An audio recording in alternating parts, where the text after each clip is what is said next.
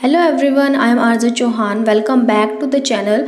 आज हम डिस्कस करने वाले हैं एचटेट पीजीटी कॉमर्स 2019 का प्रीवियस ईयर का क्वेश्चन पेपर। ठीक है, तो इसमें टोटल 60 क्वेश्चंस थे। तो आज मैं डिस्कस करने वाले हूँ 20 क्वेश्चंस को। इसी तरह से 20 क्वेश्चन करके 3 वीडियोज़ हम इसकी लेके आएंगे। ठीक है, तो चलिए फिर स्टार्ट करते हैं वीडियो को। क्या कहता है कि the bird in the hand argument describe the relation between.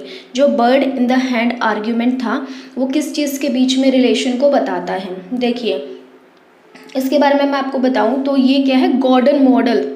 जो गॉर्डन मॉडल है डिविडेंड डिस्ट्रीब्यूशन का, तो ये उस मॉडल में से कंसेप्ट को लिया गया है। तो इसकी जो पूरी स्टेटमेंट थी वो ये थी कि the bird in the hand is better than 2 in the Bush. Means जो चीज़ हमें प्रेजेंट मिल रही है, हमारे हाथ में मिल रही है, वो चीज़ बेटर है हमें कोई चीज़ फ्यूचर में मिलने की। ठीक है, तो इसको किससे रिलेट कर सकते हैं कि इन्वेस्टर्स को जो डिविडेंड मिलता है वो एट प्रेजेंट मिले तो उनको वो ज़्यादा प्रेफर करते हैं एज़ कम्पेयर टू जो वो उसे फ्यूचर में मिलता है, क्योंकि फ्यूचर अनसर्टेन होता है। ठीक है, और अनसर्टेन होता है और रिस्क भी ज़्यादा होता है, तो हमें नहीं पता कि हमें प्रॉफिट होगा या नहीं होगा। तो एट प्रेजेंट जो चीज़ हमें मिल रही है हम उसको प्रेफर करते हैं।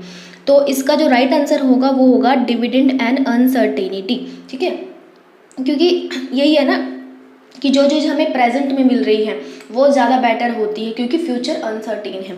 तो इसका जो राइट आंसर है वो ये है डिविडेंड एंड अनसर्टेनिटी। ओके, चलिए नेक्स्ट क्वेश्चन है। As per the Indian contract act 1872 a promise is. एक प्रॉमिस क्या होता है एक कॉन्ट्रैक्ट एक्ट 1872 के अकॉर्डिंग? तो क्या वो वैलिड ऑफर होता है, कॉन्ट्रैक्ट होता है, एक्सेप्टेड ऑफर होता है या वैलिड एग्रीमेंट होता है? तो इसका राइट आंसर है एक्सेप्टेड ऑफर। ठीक है, जब हम किसी से प्रॉमिस करते हैं तो वो क्या है कि एक एक्सेप्टेड ऑफर होता है। ठीक है, चलिए नेक्स्ट क्वेश्चन है क्वेश्चन नंबर 3।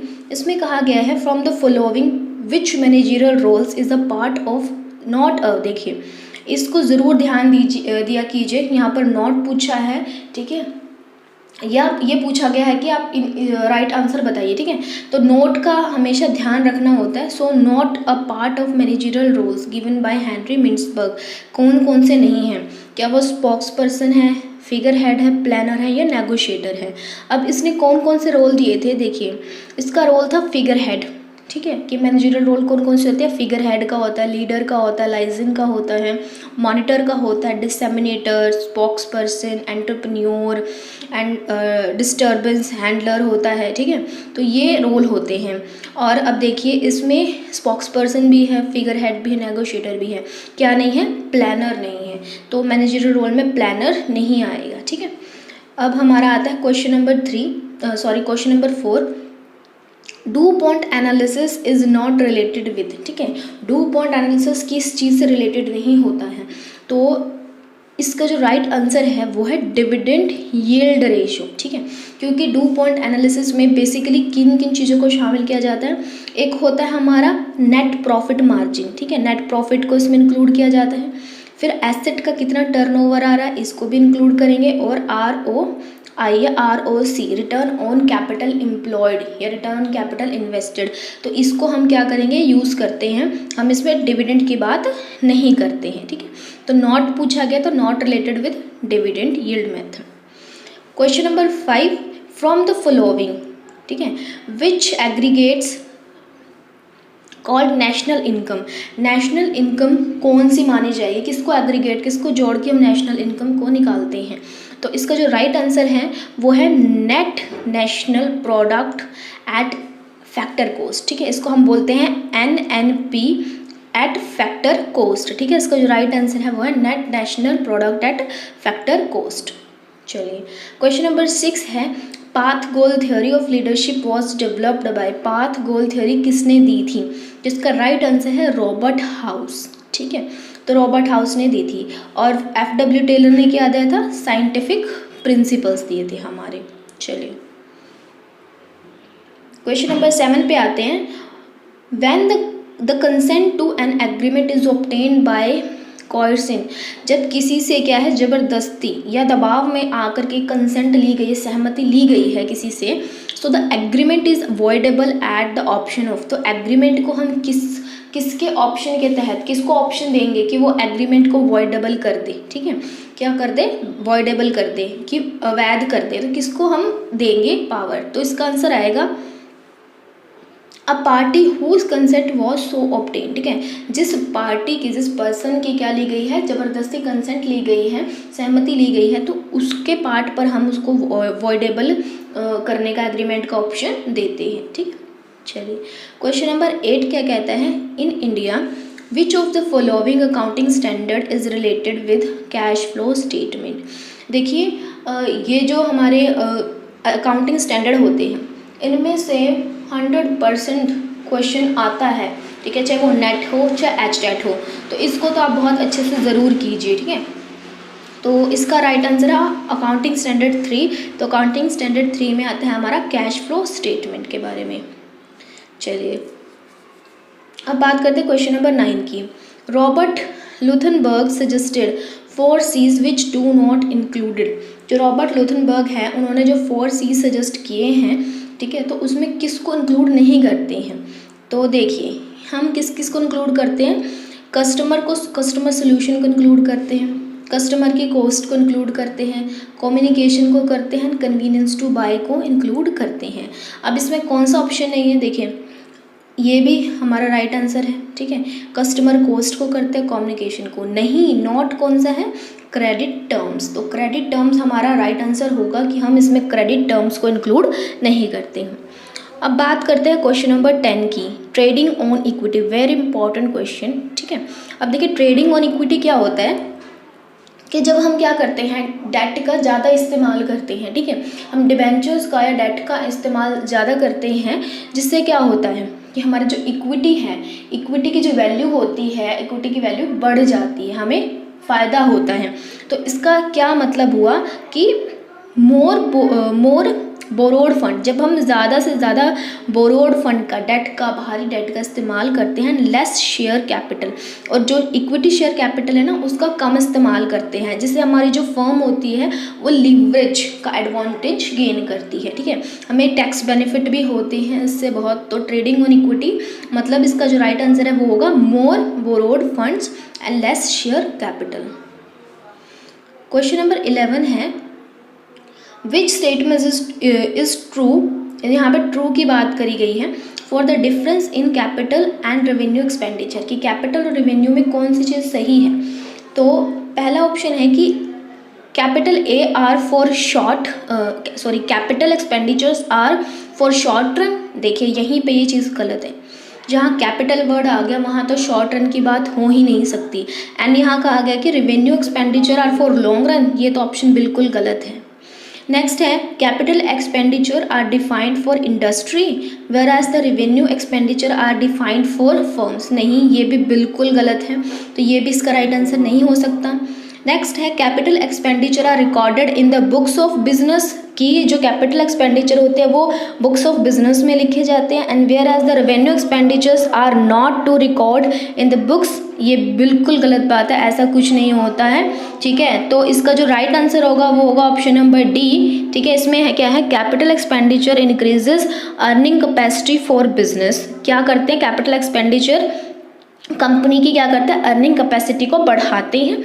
और whereas the revenue expenditures are incurred to maintain the earning capacity, जो हमारे डे टू डे के रेवेन्यू एक्सपेंडिचर्स होते हैं, डेली जो होते हैं शॉर्ट रन के, वो क्या करते हैं, मेंटेन करते हैं अर्निंग कैपेसिटी को। तो इसको राइट आंसर क्या हुआ, ऑप्शन नंबर डी।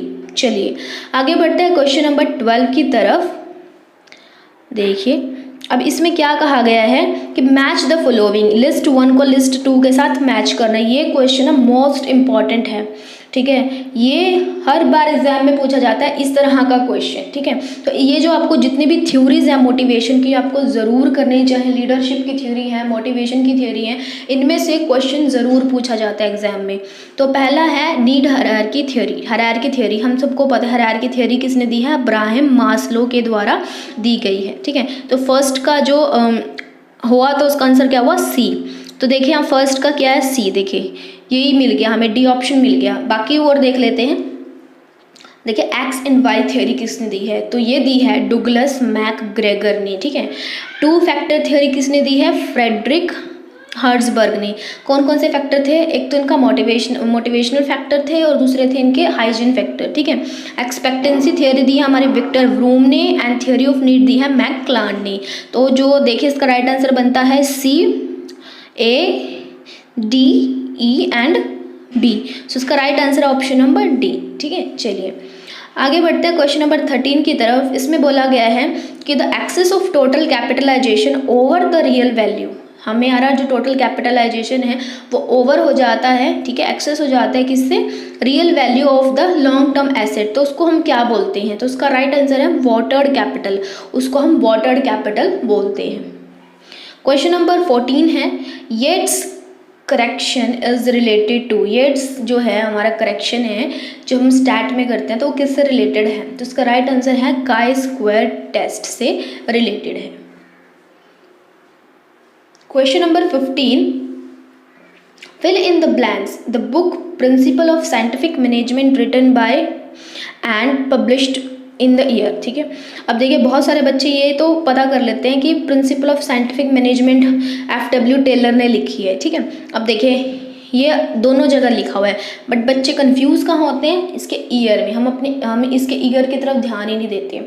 तो ईयर की तरफ ध्यान देना बहुत ज़्यादा ज़रूरी है। किसी भी चीज़ को हम निगलेक्ट नहीं कर सकते, कुछ भी कहीं से भी पूछा जा सकता है, ठीक है। तो इसका जो राइट आंसर है वो ऑप्शन नंबर C है। FW टेलर हैं इसके जो राइटर हैं, ठीक है। और किसने कब दी थी? 1911 में दी थी। चलिए क्वेश्चन नंबर 16 है doctrine of ultra vires is related to. किस चीज़ से रिलेटेड है?